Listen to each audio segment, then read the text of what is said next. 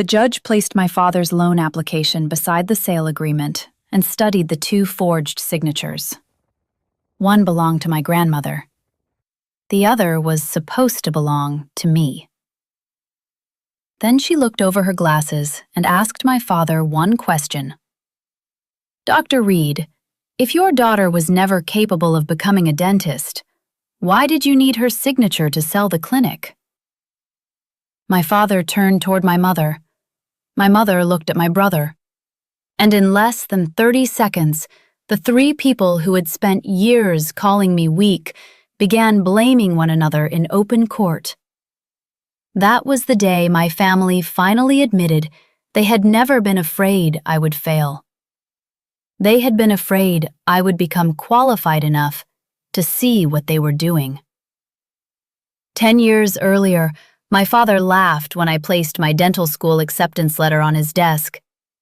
"You'll never be a real doctor, Megan," he said, sliding the envelope back toward me with one finger. "At best, you'll answer phones at the clinic." I was 22 years old. The letter offered me a place at the Dental College of Georgia, and the enrollment deposit was $2,500. My grandmother had created an education account for me when I was a child.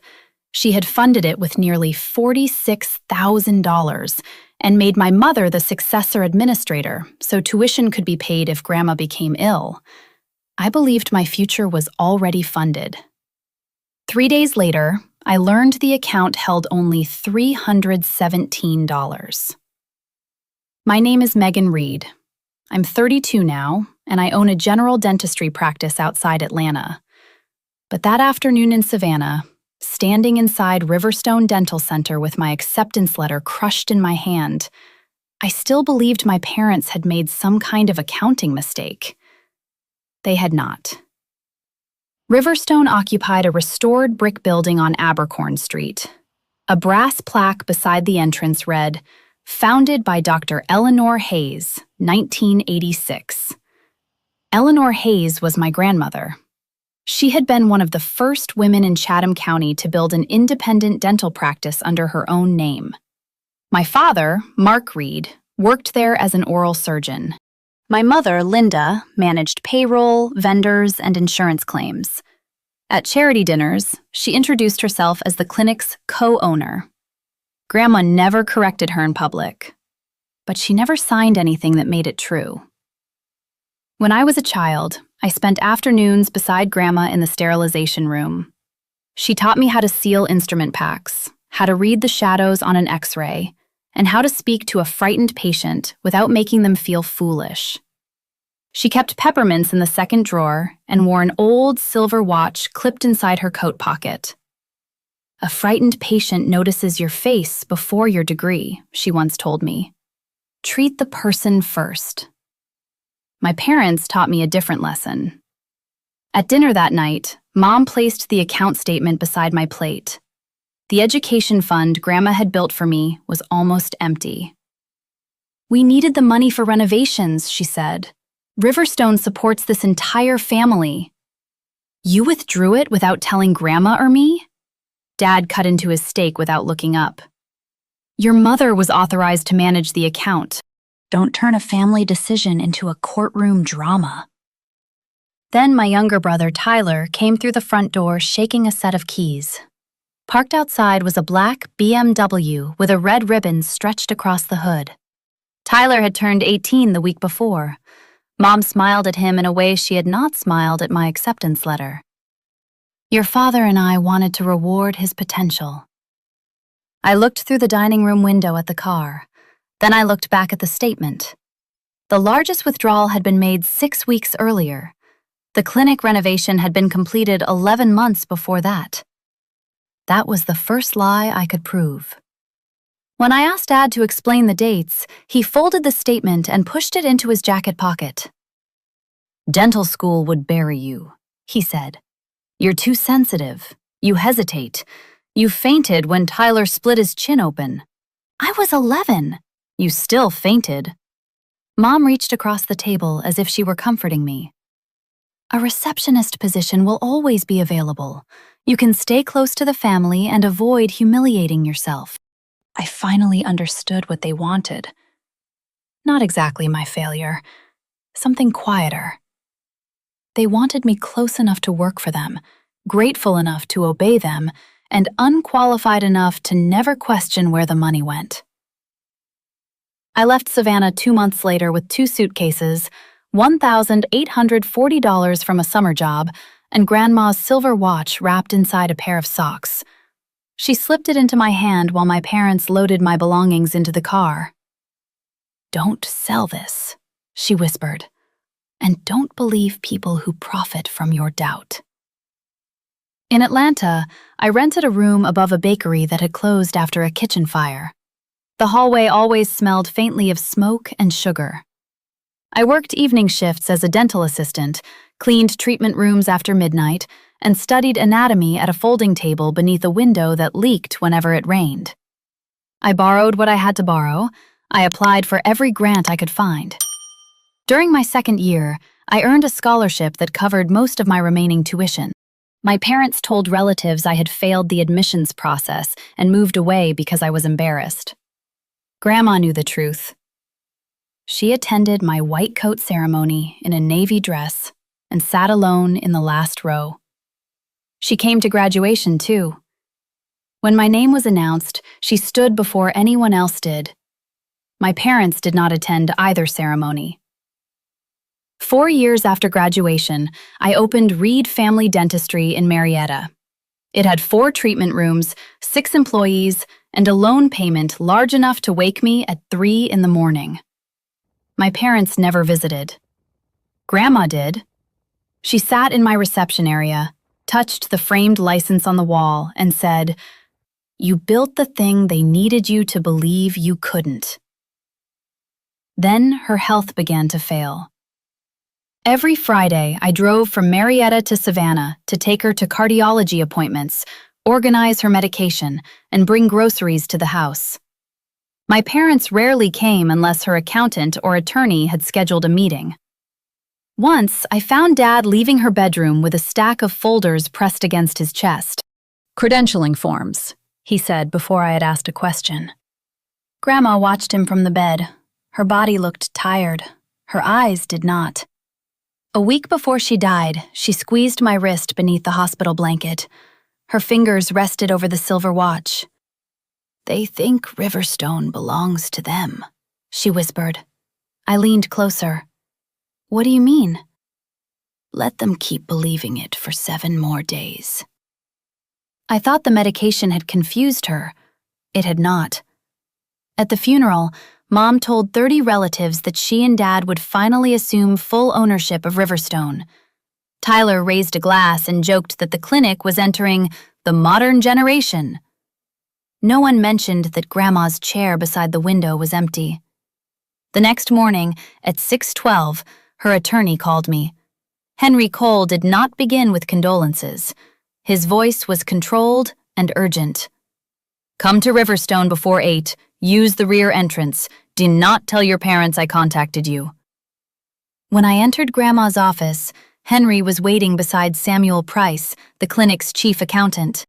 Between them sat a sealed gray metal box. Henry unlocked it and removed a property deed, a corporate ledger, a trust certificate, and a stack of letters tied with blue ribbon. He turned the first page toward me. My parents' names were nowhere on it. "Megan," he said, "your grandmother owned 70% of Riverstone Dental Center. She also owned this building through a separate property company, along with the land and every major piece of equipment inside it." I stared at him. "Owned?" Henry placed Grandma's silver fountain pen across the trust certificate. "She transferred those assets into a trust 18 months ago. 7 days before her death, she signed a final amendment removing every ambiguity about the successor trustee and beneficiary." He tapped my name. "As of yesterday, you control Riverstone." I was still staring at Grandma's signature when the rear door slammed hard enough to shake the framed licenses on the wall.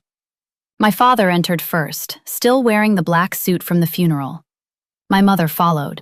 Tyler came in behind them with sunglasses on top of his head, as though he had arrived for a negotiation he expected to win.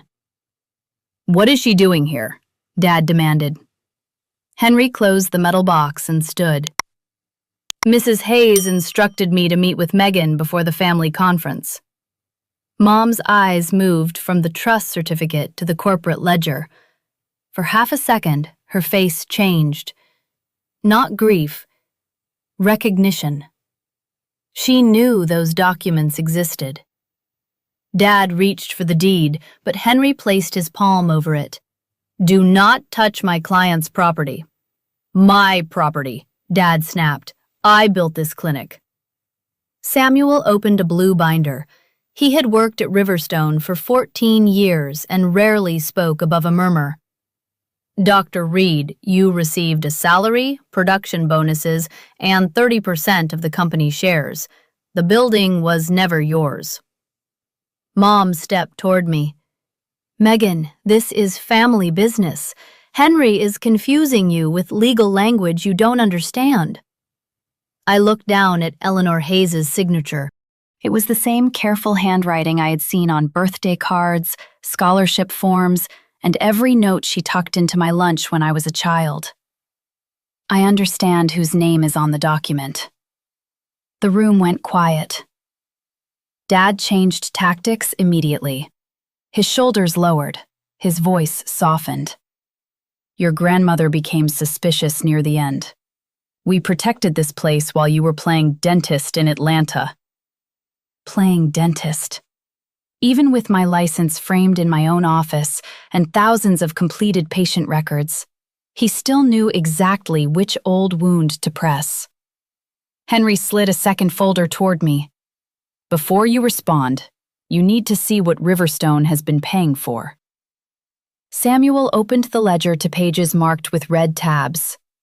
Over 6 years, the clinic had paid $642,500 to a company called Reed Strategic Solutions.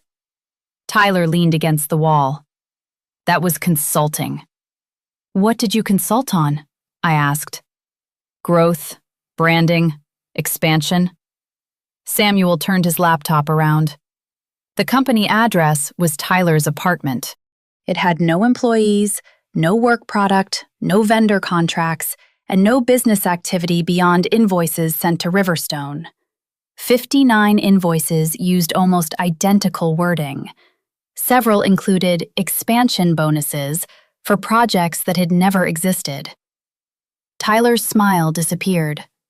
Mom folded her arms. "Your brother gave us valuable strategic advice." Samuel clicked to another file. 3 of the reports credited to him were copied from public dental industry newsletters.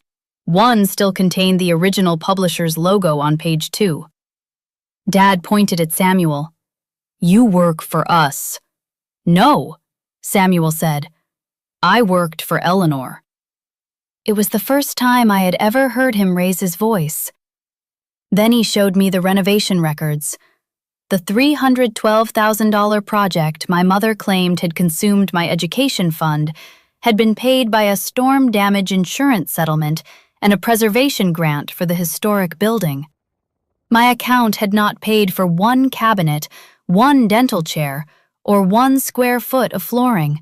The withdrawals instead matched a deposit on my parents' country house, the purchase of Tyler's BMW, and a family trip to Italy that I had only seen in photographs online. Mom called the transfers reimbursement. Dad called them compensation. Tyler called them ancient history. I looked at the 3 of them and used the word none of them wanted to hear. Theft. Mom moved close enough for me to smell her rose perfume. "Be very careful. One reckless accusation could destroy this family." "No," I said. "I'm reading what this family already did." Henry unlocked the metal box again and removed a flash drive. Years earlier, after a patient threatened Grandma, she had installed a security camera near reception. My parents knew about that one.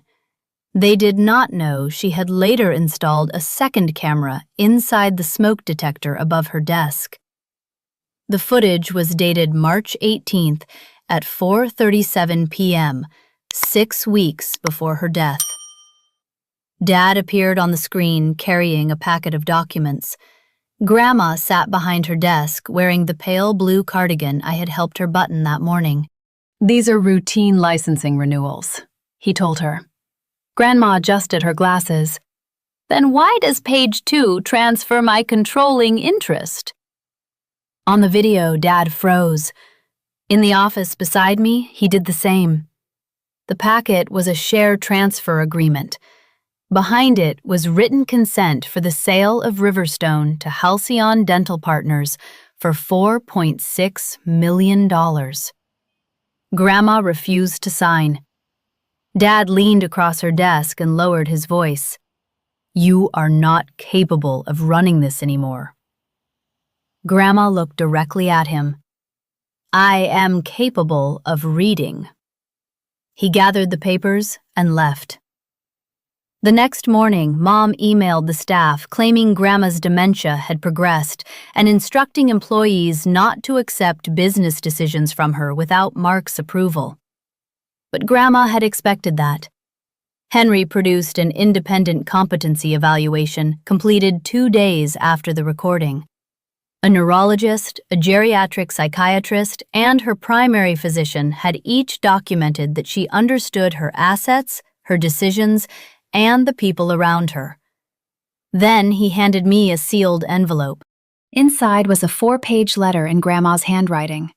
In the top corner, beside the date, she had drawn the old silver watch. "Megan," the letter began, "they took the money intended for your education because your success frightened them. I cannot return the years you spent believing you were unwanted. I can only return what they falsely called theirs." I made it halfway down the page before the words blurred. Dad gave a short, bitter laugh. "She was manipulating you." "She was documenting you," Henry said. Mom turned to me. "You already have a practice. Give us Riverstone and we will forget this disgusting scene ever happened." Tyler stepped forward. "Or keep the building and sell us the company shares. We can make this painless." They were bargaining with assets they had tried to steal while standing in the office of the woman they had lied about. I folded Grandma's letter and placed it beneath my watch. "No." Dad's face hardened. "Then every employee here will hear that you exploited a dying woman. Every patient will know. I will make sure no dentist in Georgia works with you." Before I could answer, Samuel pulled one final document from the binder. It was a loan application for $1.8 million, filed in Riverstone's name 11 days before Grandma died. The proceeds were supposed to pay off my parents' private debts before the sale to Halcyon closed. The authorization page carried Eleanor Hayes' signature. Henry placed a verified original beside it. The difference was visible even to me. The forged version had been traced too slowly. Each curve trembled in the same unnatural places. Mom stared at Dad. Tyler stopped leaning against the wall. Samuel spoke carefully. "The bank is scheduled to release the funds Friday unless the application is challenged." Henry looked directly at me. "If you remain silent, the clinic may inherit the debt. If we report this, the bank will open a fraud investigation, and the evidence will go to the state dental board." Dad stepped between me and the desk. "You will not destroy my career over a signature." I looked past him at the frozen image of Grandma on the laptop screen. Then Henry's phone rang. He listened for less than 10 seconds before turning on the speaker. A lawyer from Halcyon Dental Partners introduced herself and said their office had just received the final owner consent page approving Riverstone's sale. It had been submitted that morning, and at the bottom was my name. The signature looked close enough to mine to fool someone who had never watched me sign a prescription. Henry had. "That is not Megan Reed's signature," he said. Do not release funds, transfer patient records, or communicate with clinic employees. We are filing for an emergency injunction today. My father reached for the phone. Henry ended the call first. Dad looked at me as if I had created the forgery by discovering it. This can still be handled privately. You signed my name? I protected the clinic from an emotional decision. Mom stepped between us. Your father has patients this morning. We will discuss this after everyone calms down. Samuel closed the binder. The bank has already frozen the operating account. For the first time, my mother looked frightened. Grandma had anticipated the risk.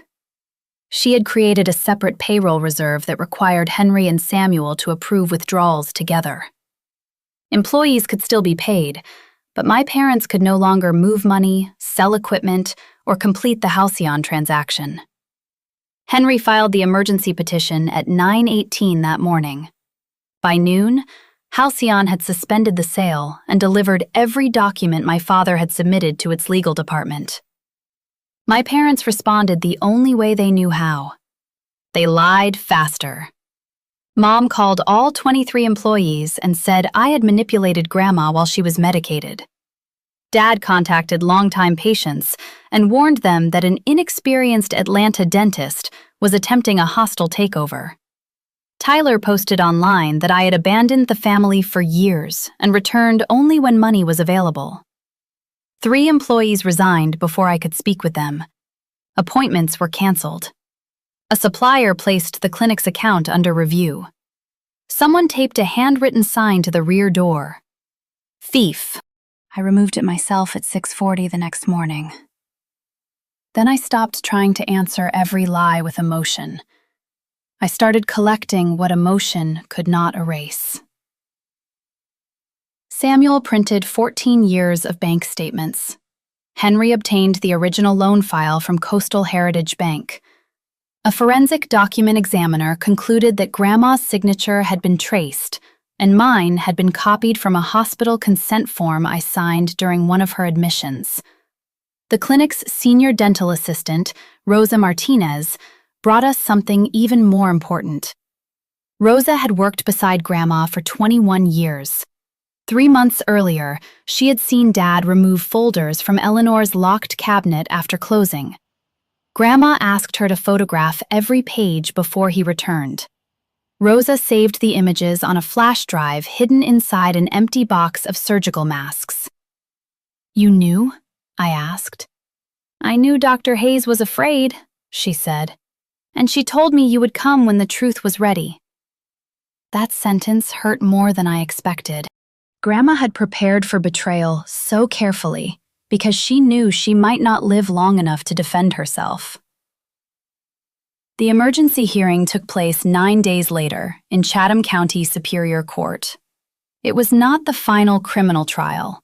Its purpose was to determine who controlled Riverstone, whether the sale should remain blocked, and whether my parents could access the clinic's assets while investigators worked. My parents arrived with 2 attorneys and Tyler seated between them. Behind us sat employees, relatives, Halcyon representatives, and 3 local dentists my father had personally called to discredit me. Dad testified first. He said Grandma had promised him Riverstone when he joined the practice. He described the trust amendment as an act of confusion and called me a daughter who had never shown serious interest in the family clinic. Henry placed my graduation photograph on the evidence screen. Grandma had written beneath it, Megan Reed, DMD, the future of Riverstone. Dad stopped smiling. The judge reviewed the competency evaluations, the original deed, the security footage, the trust records, and letters Grandma had mailed to Henry over 18 months. In one letter, she wrote, Mark believes being my son makes him my owner.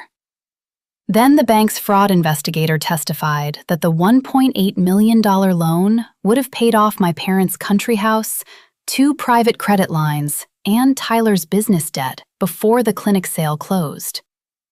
When Henry displayed the payments to Reed Strategic Solutions, Tyler's attorney requested a recess. The judge denied it. That was when Mom tried to save herself. She stood and said, "I knew nothing about forged signatures. Mark handled all legal documents." Dad turned toward her so sharply that his chair scraped the floor. "You created Tyler's invoices." Mom's face collapsed. "You told me the payments were legitimate." "You approved every transfer." Tyler leaned toward them and whispered, "Both of you said Grandma would never check." The courtroom went silent. For years, they had warned me never to embarrass the family in public. Now they were dismantling one another in front of a judge because none of them could survive the truth alone. Henry placed my father's loan application beside the Halcyon sale agreement. The document examiner explained that the same copier distortion appeared around both forged signatures. The judge looked over her glasses. "Dr. Reed, if your daughter was never capable of becoming a dentist, why did you need her signature to sell the clinic?" My father did not answer. He looked at Mom. Mom looked at Tyler. And the family that had spent 10 years telling me I was too weak to succeed began blaming one another in open court. That was when I understood the truth completely. They had never doubted my ability. They had feared my independence. The judge issued an immediate order recognizing the trust's control of Riverstone and confirming me as acting trustee while the civil case continued. The Halcyon sale remained blocked. My parents were barred from clinic accounts, records, and property. The forged loan and sale documents were referred to state and federal investigators. The final consequences did not arrive in one dramatic afternoon. They came over the next 6 months, document by document. My father was removed from Riverstone and placed under emergency review by the Georgia Board of Dentistry. He later agreed to a multi-year suspension rather than contest the fraud evidence at a public disciplinary hearing. My mother was terminated as manager. To settle Riverstone's civil claims, she signed a repayment agreement secured by the country house she had purchased partly with my education money. Tyler agreed to repay the $642,500 through the sale of his apartment, vehicles, and future earnings, rather than face a separate civil trial for fraudulent invoices. None of them apologized. They complained about the consequences as if consequences were something I had invented. I did not close Riverstone. I kept the employees who had worked honestly. I promoted Rosa to operations director and gave Samuel authority over financial controls. Every transfer above a fixed amount required 2 independent approvals. One treatment room became a weekday clinic for children whose parents could not afford dental care. 6 months later, workers removed the old sign. The new one read, Eleanor Hayes Community Dental Center. My father returned once to collect a cardboard box from his former office. He stopped beneath the new sign and looked through reception at the crowded waiting room. "You still won't be able to run this place," he said. I placed 2 signed employment contracts with new dentists on the counter. Grandma's silver watch rested against my wrist. "You were right about one thing," I told him. He waited. "I will never become the kind of dentist you are." He left without answering. 1 year later, Riverstone was debt-free. We had treated more patients than in any previous year, including 418 children through Grandma's program. My parents said I would never become a dentist because they wanted my doubt to accomplish what their control eventually could not. Grandma left me more than a clinic. She left me proof that generosity does not make someone disposable, that family does not make theft acceptable, and that truth does not have to shout when every page carries the right name. Sometimes the quietest person in the room is not powerless. Sometimes she is simply waiting for the evidence to finish speaking. Tell me what you would have done in my place, and subscribe for more stories where quiet evidence speaks louder than family lies.